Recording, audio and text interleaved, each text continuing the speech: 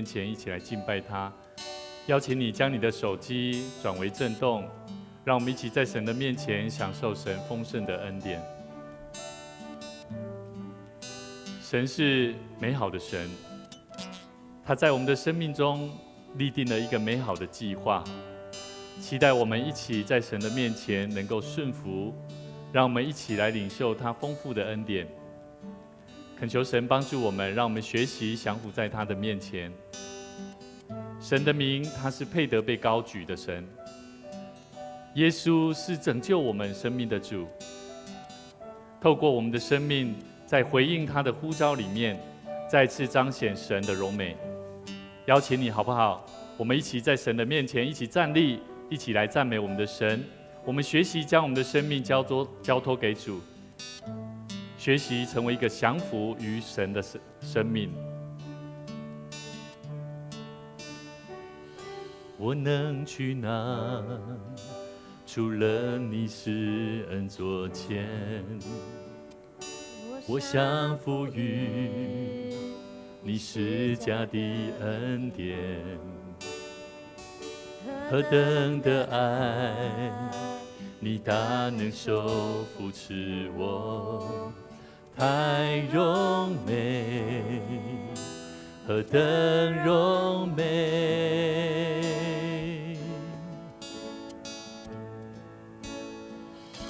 荣耀君王，你的鞭伤能医治，神的儿子彰显恩典真实，何等的爱带我进入你恩赐，真美好，你真美好。我愿降服，我愿降服，高举你名，耶稣，你的荣耀我所有，和我生命，我属你，永远属你。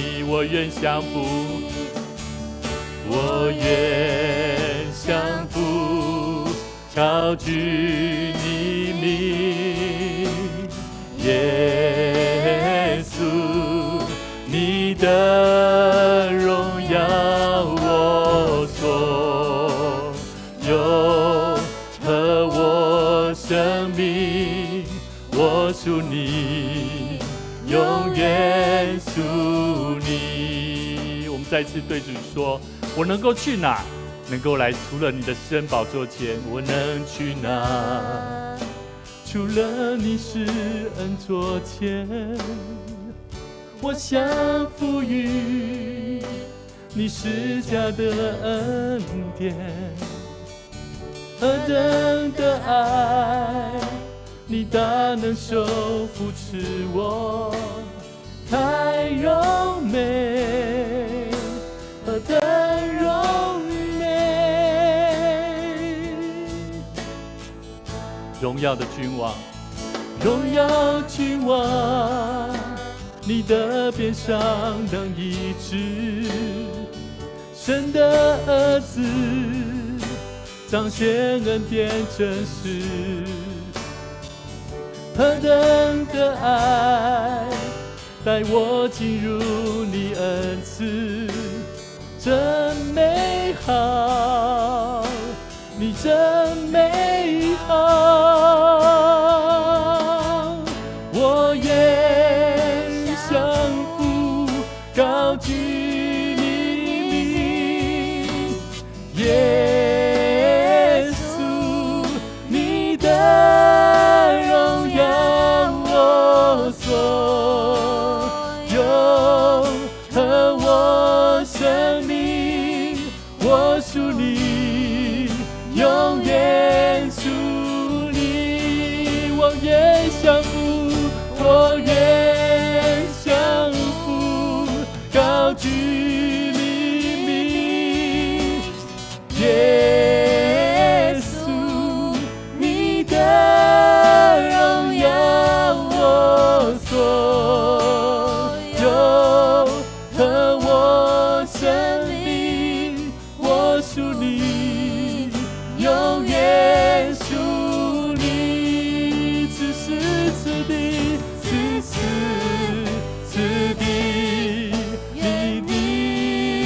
升起，你的荣耀就在这里，从天堂到地极，神你赎回我生命，我属你，永远属你。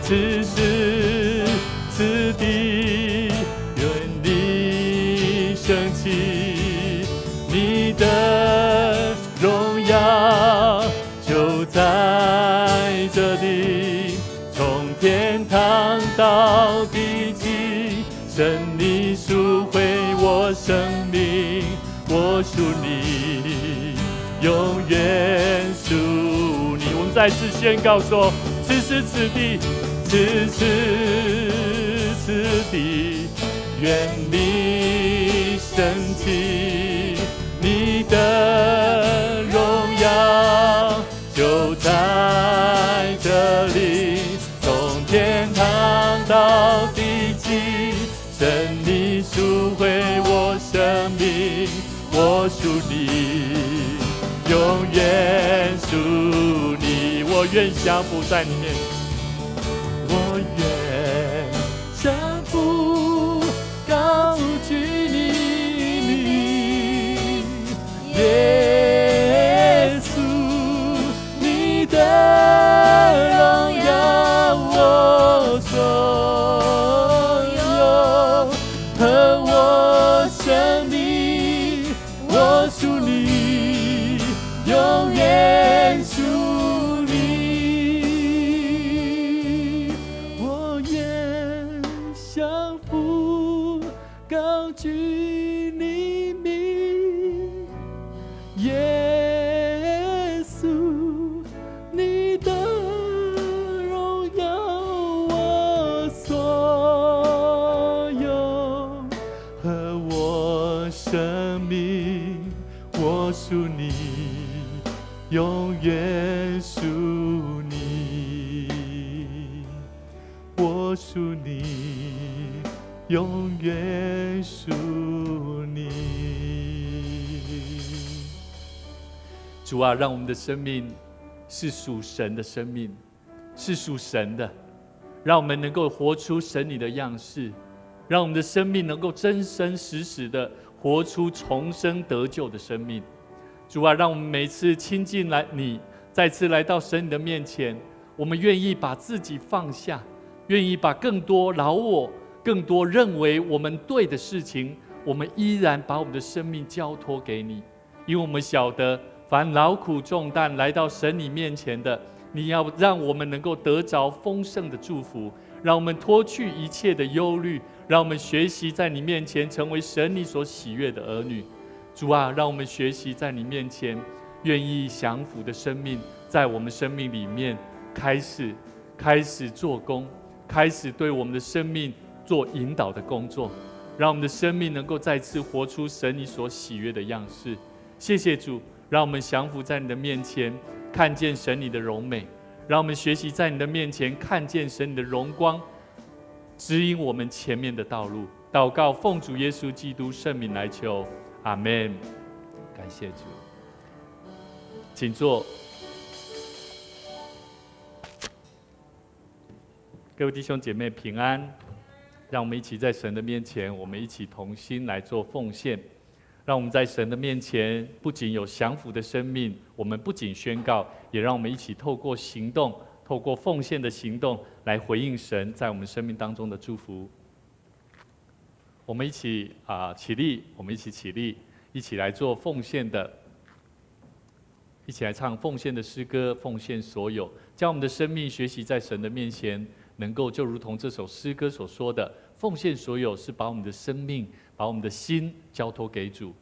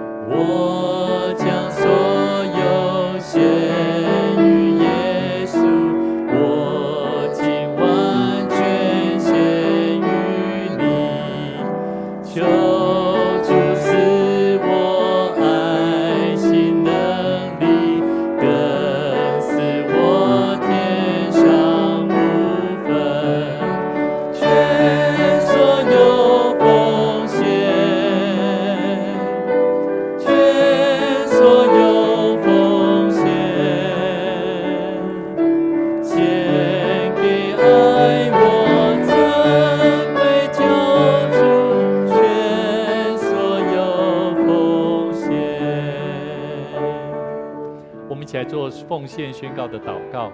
我相信凡事都是上帝所创造，他拥有赏赐与收回的权柄。此时，我愿意从你所得到的恩典，用感恩与敬虔的心，奉献在你面前。求主在我每次甘心乐意的奉献中，操练我更加顺服委身，分别我的生命。我相信奉献是栽种丰收的种子，我深信奉献是实践基督的生命，我确信奉献是生命主权的交托。求主按照你的信实与怜悯赐福我们，保守你的教会，坚固你的百姓。奉主耶稣基督的名来求，阿们。感谢主，让我们一起在奉献生命当中，能够学习来认识我们的主如何也同样的用奉献的生命来回应神、回应主的呼召。我们一起在神的面前，一起来关心我们的教会的消息。我们在明天要召开我们的会员合会，也邀请各位如果你是正式大桥教会的弟兄姐妹会友邀请你一起来留下来都能够一起来参与啦关心我们教会的会员合会的相关的内容另外我们感谢主上帝也为我们预备教会又有另外一个停车格啦这是上帝的赏赐虽然这个停车都要出租这个需要有一些租金但是我都觉得神会为我们预备了我记得牧师在记得我们旧堂的时候，我们租4个停车格了。好，所以在这边神也已经补足了我们之前一样的4个停车格所以牧师都觉得说这是上帝丰盛的赏赐，期待我觉得教会有空间的不足，我觉得神也都要赏赐，也求主帮助我们，让我们学习在神的面前得着神祝福的心那今天牧师要跟大家分享一个主题，叫做与主和好尽忠的仆人。那这个主题呢，你可以从几个角度先一起来看。你觉得如何在神的面前，什么叫做与主和好又尽忠的仆人？我觉得必须要2个条件都必须要齐全。你不只要与主和好，而且你还要做一个尽忠的仆人。为什么？如果你要做一个与主和好，每一个人都会讲，你喜不喜欢跟神和好？喜欢。我不希望得罪神。不管你是信哪一个宗教，你是信哪一个神，你一定不会想要跟神得罪嘛，对不对？这是每一个人都会有的心态。可是问题来了，如果我们每一个人都知道我们跟神不能够有冲突，不能够有那种犯罪的心而得蒙神或者不喜悦，每一个人都不希望。可是问题来了，那要怎么做嘛？那我们就必须要怎么样？回应上帝。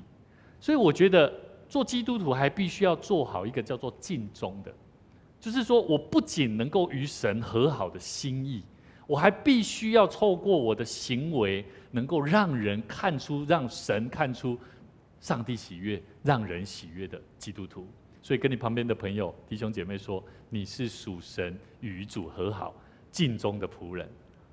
你是属神与主和好、尽忠的仆人。这2点一定很重要，是我们今天牧师要带领大家一起来了解的。那么与主和好的关系是什么意思？也就是说，信主的人他必须要面对生命的一个问题叫做什么？叫做恢复对吗？有些我们没有办法了解到底我有没有得罪神那如果我们今天说主我必须要与主你和好的关系，那当然就是恢复嘛，对不对？以前你不认识神，但是你现在认识神了，你会开始了解什么是上帝的心意。我们有没有周报？都可以去拿一下周报来，感谢谢谢嘉欣帮我们拿。对，来中南坐过来，中南一起坐过来来坐过来，牧师只要对焦这边就好了。所以呢，信主的人一定是会希望能够跟主和好嘛。那与主和好的关系，我们就必须要知道，我们信主的人必须面对一个问题：有没有恢复与神的关系嘛？这样懂了吗？所以我觉得与主和好的关系是什么意思？它就是要恢复，必须要恢复与神的关系。也就是说，如果你觉得你跟神的关系是不是那么 OK 的，那么你必须要恢复它。第二个，你需要问自己一个问题：什么叫做恢复与神的关系？我们继续问下去，什么叫做恢复与神的关系？就是你生命有没有重生了，有没有再次得着那个上帝喜悦的生命嘛？那这个就是我们的信仰里面所说的什么重生了没有，得救了没有啊？所以呢，我觉得能够看圣经里面有约翰福音3章3节说什么？耶稣在与这个尼哥底母他本身是个法利赛人，也是个犹太人的官。耶稣说，他来问耶稣啦，他来问耶稣，到底人的生命要怎么样能够得救？所以呢，他说什么？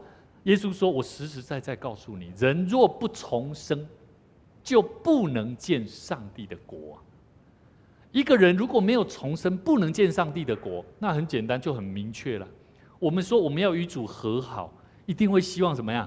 我希望能够神让我看见我的生命，我在这世上是有意义的，甚至我能够知道我成为神的儿女，能够看见什么生命的荣美嘛。所以看见这些都是属于看见神的国。所以人若不重生是没有办法看见神的国的。也就是说，我们要知道能看见上帝的国，就是知道神的心意，上帝喜悦的生命跟形象样式是什么。这个不就是我们时常在想，到底我信主了，到底我活着为主服侍神是什么目的啊？我去到教会亲近神是什么目的啊？为了什么？我觉得跟你旁边的人说，为了要看见神。看见神，你就会看见自己；没有看见神，你看不见自己。我觉得这是真实的。所以为什么我们在读经的时候，会好像读到亮光一样？有听人家讲过这句话吗？他就是看见神、认识神、知道神之后，他就知道我看到我生命的光。所以各位弟兄姐妹，我觉得能见到上帝的国很重要，它代表的是一个重生的生命才得以看见的。所以我们要知道，信仰生命得救的人，不仅仅是在知识上要有所认识，你还必须要有重生的经验。所以我牧师会时常讲钟南，你有没有重生得救啊？你来教会，你会服侍神，你会干嘛？我时常问学生，你到底来教会喜欢什么啊？你喜欢的是这些乐器而已吗？还是你会开始去想，我来教会除了我服侍神，我希望我的生命得到什么？所以要记得每一个在信仰生命里面得救的人必须要了解你生命有没有重生的经验。我觉得这几周我们的教会这一群门徒训练的这些门生每一个基督徒，我觉得他们是在学习扎根的工作。所以牧师也期待，如果我们还不是很清楚，你还不知道你的生命，你知道什么叫做救恩吗？你还不知道什么叫重生吗？我觉得牧师都鼓励你们都一起来参加一起来参加。所以我们要知道，来到教会的人，除了认识上帝的话，还必须要领受什么？生命重生的真理。好，认识上帝的话那只是知识我要告诉你如果你认识，你知道圣经节里面在讲什么故事，可是你没有领受到生命重生的真理，那我要告诉你，那只是知识。就好像我看书，我以前我不喜欢地理历史，可是我现在再把它拿出来看的时候，哎呦，怎么那么简单呢？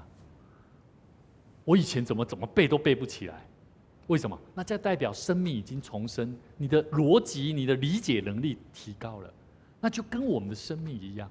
我们认识神的话，我们都知道，可是我们却没有真正去领受。那要怎么样去领受？为什么？因为领受重生的人，他的生命才得以圣洁。一个人的生命没有从一个重生，从一个原有的生命状态进到一个新的生命状态，他就没有改变嘛，对不对？那怎么会从一个坏的变成好的呢？就没有了。所以一个人必须要重生，他才以获得圣洁的生命所以我觉得都有关系的，环环相扣，很有意思。哥罗西书今天我们要看的圣经节待会我们再请同工记得把那个文字把它改成标楷体好，圣经怎么说？你们从前与上帝隔绝啊，我们一起来念，来，你们从前与上帝隔绝，因着恶行，心里与他为敌。但如今他借着基督的肉身受死，叫你们与自己和好，都成了圣洁，没有瑕疵，无可责备，把你们引到自己面前。记得把这个自己就是主，懂了吗？上帝，好，上帝呢？我们从前与上帝是隔绝的，可是因为这个恶行，心里面是与他为敌的，我们还没有跟他恢复关系。但如今我们借着基督的肉身受死，叫你们与上帝和好了。与上帝和好的关系，才得以成为圣洁，没有瑕疵，无可责备。上帝透过圣灵把我们怎么样引到他上帝的面前。所以各位弟兄姐妹，上帝他透过基督为我们死，对不对？从圣经节我们所看到的，还有什么？与我们和好，必须要有什么生命？来，再复习一次刚刚我们讲的重点：重生、圣洁。这样懂了吗？所以这个逻辑是很容易理解的哦。你好好去看圣经节，好好再次去把它反省、去省思，你会看得懂。所以呢，约翰福音3章4到5节，尼哥底母就对他说了：“啊，人已经老了。”你看他还不太懂哦。好，上帝耶稣说：“人若不重生，没有办法看见上帝的国。”尼哥底母还问他说：“啊，人已经老了，怎么还能重生呢？难道还要进去母胎里面再生出来吗？”耶稣回答说：“我实实在在告诉你，人若不是从水和圣灵生的，就不能进上帝的国。”来，耶稣他教我们方法教我们方法怎么重生呢？对不对？我们要看见上帝的国，是要知道嘛，我必须要重生。那问题来了，尼哥底母就问啊，他把问题回到那个人的真实面，对不对？他说：“我怎么还能够再回到我妈妈的肚子里面再生出来吗？”耶稣说：“我实实在在告诉你，你必须要透过从水和圣灵。”好，我们就要来了解什么是水和圣灵。水和圣灵，牧师去查找这个汉，中文是写汉，原文里面这个汉是什么意思？汉叫做重生 ，even， 意思就是说水就是圣灵啊。汉在原文的意思它就是啊，这不是重生，我打错了，不是重生哦，帮我改一下，就是，就是，原文的意思这个汉是就是，水就是圣灵，什么意思？来，牧师要继续问下去，水就是圣灵，什么意思？我觉得它的意思叫做圣灵的功用就跟水一样，水可以做什么用途？你手脏了会怎样？洗手。水它有做什么作用？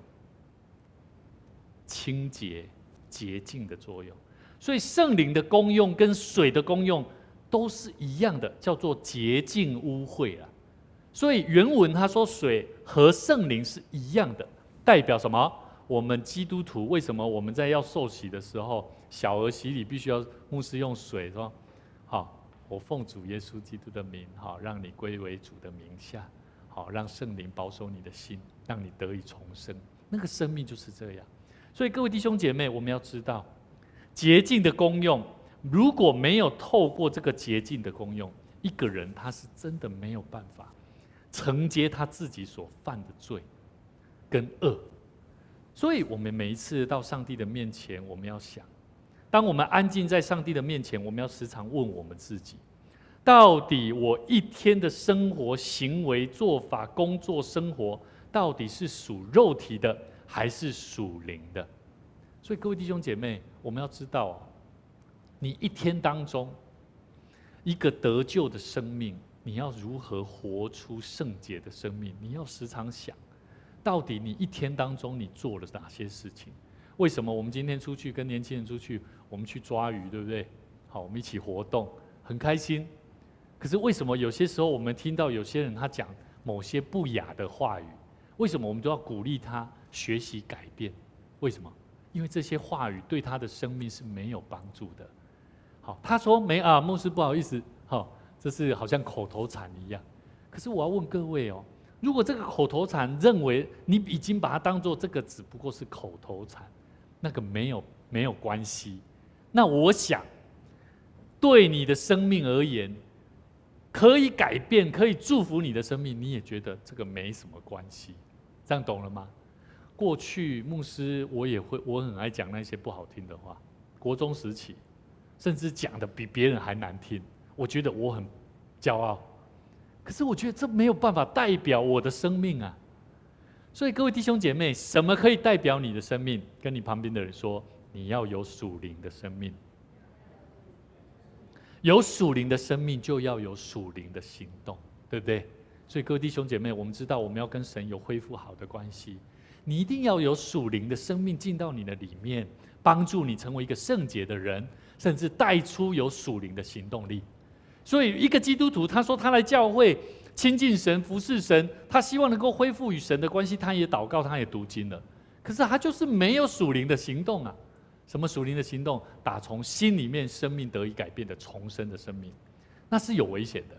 所以约翰福音3章6到7节，耶稣又继续说了，来，我们一起说：从肉身生的就是肉身，从灵生的就是灵。所以耶稣说：我说你们必须啊，他说必须哦，我再次强调，你不要觉得惊讶，就是这样。所以牧师也要提醒各位，我们的生命必须要得救，必须要重生。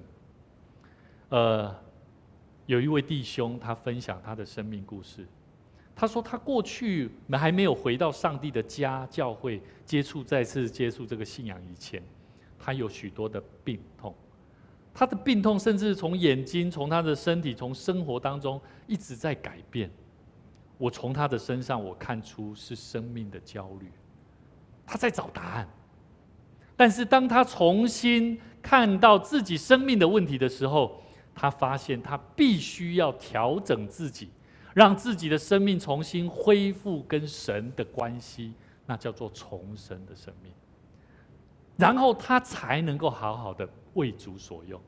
所以来看一下你们自己，看一下你们自己，想一下，看一下，你的身体是强壮的、健康的，还是有哪些疾病在困扰你的心？学习交托仰望神，说主啊，我要开始改变我自己，我要开始去设定目标，帮助我自己得以健康，我才能够好好的服侍神，与主恢复关系嘛。我要告诉你哦，如果你没有办法恢复与神的关系，我们有一天都要见主面的时候呢，我们都要交账的呢。你来到上帝面前，主说：啊，你怎么这么快就回来了？因为我每天熬夜啊。所以记得哈，牧师如果很晚的时候留言的时候，你说牧师你该睡了。如果你的朋友有这样子的，你说你该睡了，早点休息。其实牧师不喜欢，我觉得熬夜真的不好。可是真的有些事情还没有做完，真的必须要去把它完成，我还是必须要这样做。但是我只要求主怜悯，求主赦免，求主强壮，求主帮助我们。第二个，我们知道我们刚刚说与主和好的关系，我们是透过生命的重生以及洁净圣洁的生命，对不对？那我们进入另外一个阶段，与主和好尽忠的仆人。尽忠的仆人的外显行动是什么？我们从圣经里面我们实际上可以看出这几点。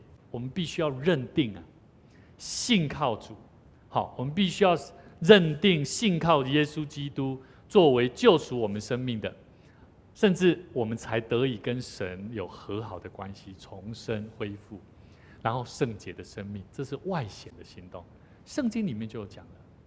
哥罗西书第1章23节说什么？来，我们一起来读：只要你们在所信的道上恒心根基稳固，坚定不移，不致被引动，失去福音的盼望。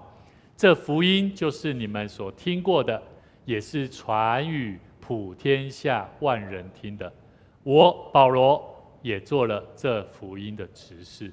意思就是说保罗我自己，我正在做这样的事情。他正在做什么事情？他正在做的就是坚固。好，我们来看坚固的工作，坚固信仰，坚固站立得稳。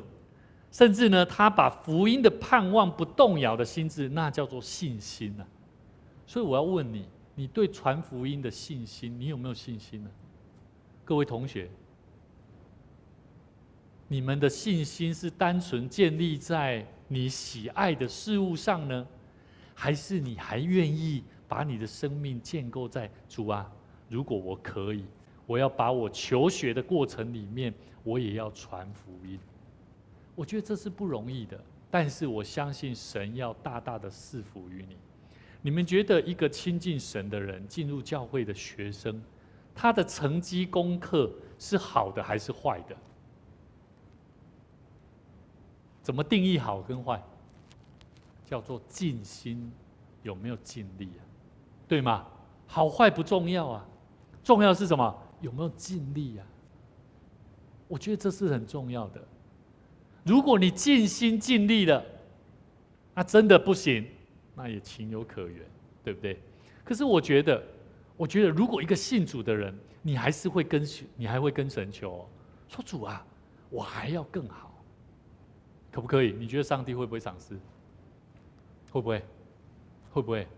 还是你觉得啊，没帮啊啦，不可能啊，不可能？跟你旁边的朋友说，上帝不是不可能的上帝。上帝是凡事都能的神呢。如果他说他是凡事都能的神，那为什么我做一个学生，我在学生阶段，我智慧比较软弱不足，为什么我不能够跟神求呢？以前没有人教导我这个。说真的，我跟你讲真的，我在求学阶段，很多人只是跟我讲，你要祷告，你要跟神建立关系。可是我领受不到，因为我没有去从神的话语去看见亮光，没有人告诉我。所以各位弟兄姐妹，我们一定要带领我们的学生同学们、年轻朋友，让他们从小就开始接触神的话语。你们也要学习去传递、去传讲，就跟保罗一样，他在做这样的执事。我们不是说我是执事、教会长老，我才有办法做这件事，不是。圣经里面说，只要你们在所信的道上恒心啊，根基稳固啊，坚定不移，不致被引动，失去福音的盼望。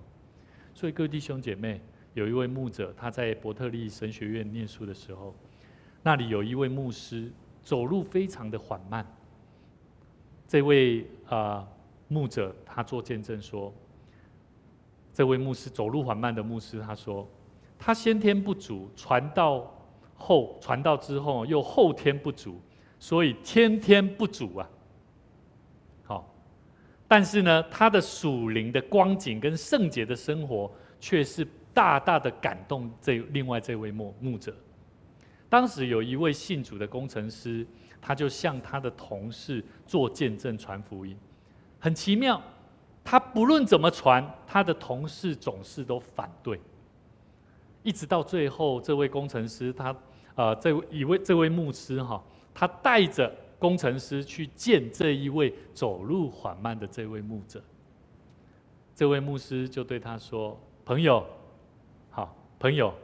我们世上的人都犯了罪。”然后这位工程师所带来的这位同事他就说是。牧师又对他说：“我们只有信耶稣才能得救。”他这位同事也是说是。就这样，这位牧师就带领他信主了。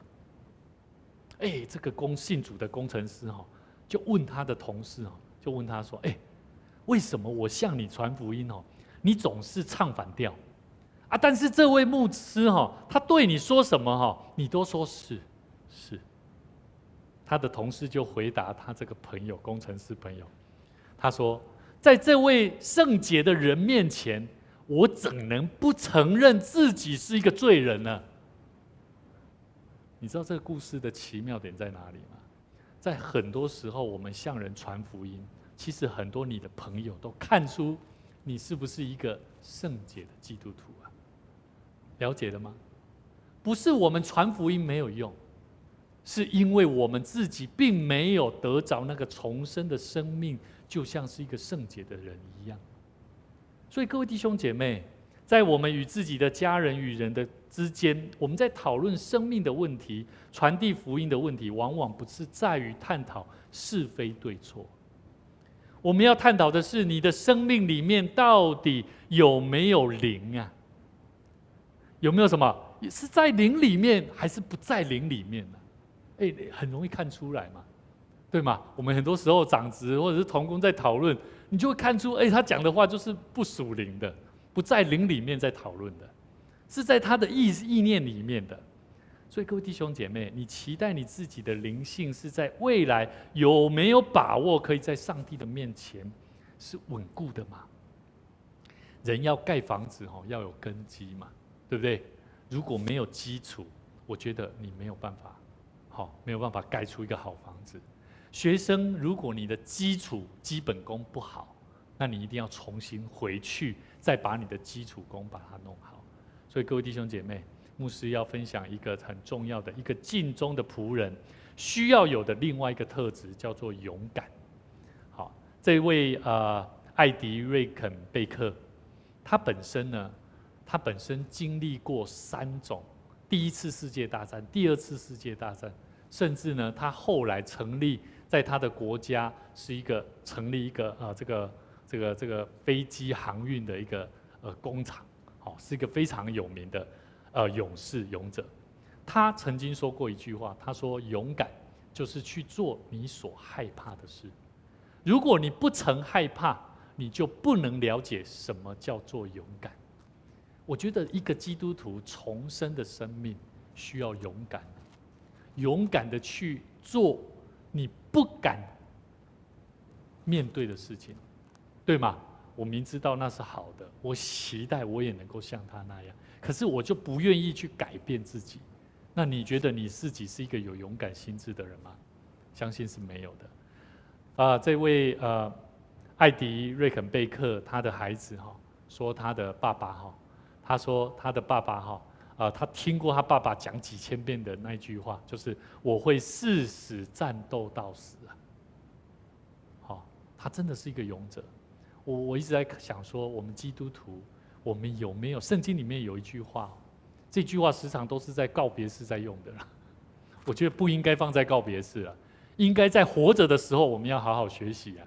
提摩太后书4章7到8节，那美好的，我们一起来读那美好的仗，我已经打过了；该跑的路程，我已经跑尽了；当守的信仰，我已经持守了。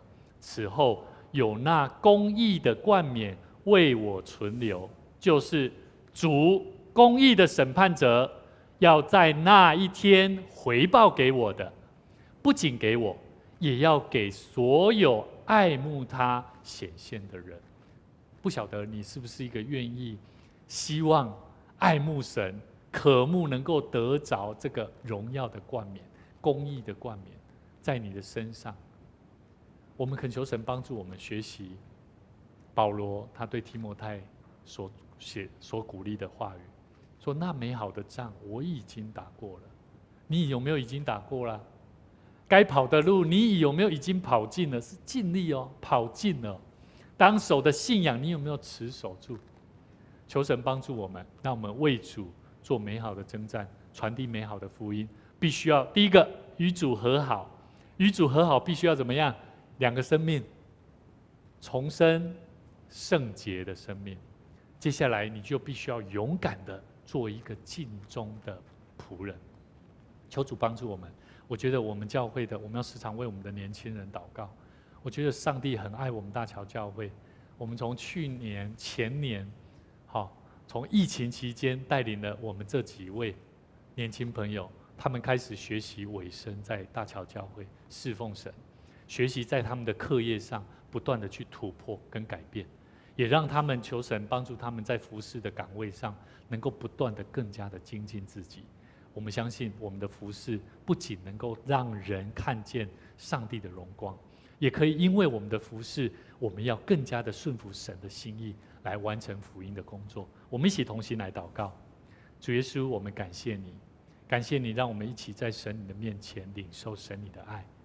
愿你将你丰富的爱、丰富的灵、感动的灵、加倍救赎的恩典再次临到我们的生命里面，好让我们更加的去学习面对我们的主，面对我们的神，面对赏赐我们生命的主宰，我们更加的用一颗谦卑顺服的心意来领受神你救恩所带给我们生命重生得救的救赎的恩典。让我们学习把我们的生命摆上，顺服在你的面前，来跟随主的脚步，背起我们当背的十字架，当受的苦难。我们相信我们的生命不仅能够越来越好，我们更乐意在神的面前将你的福音带给有需要的人，让他们的生命能够得着神的恩典，得着神的救恩，让他们的生命也一样的能够成为一个蒙福的人。谢谢主，我们在你面前将我们自己摆上，求主你来带领我们大桥教会，能够在祷告的功课上，在灵修，在属灵的生命上面的造就，我们都能够一起来学习。